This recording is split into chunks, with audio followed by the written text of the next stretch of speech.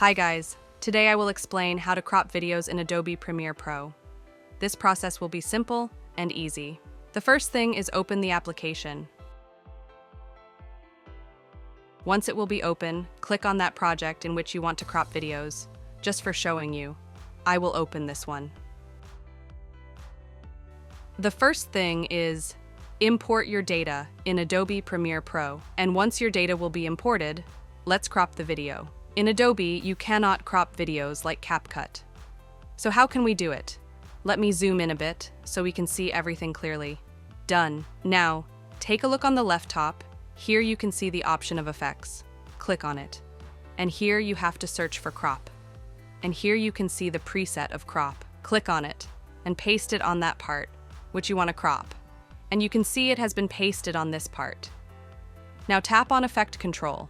Scroll down. And here is the crop section. If you increase the number, then the video will cut out from the left side. And this one is for top. This one is for right. And this one is for bottom. So the choice is yours from where you want to cut out. And one more thing you can do here is if you want to apply this effect on all part, then let me zoom out.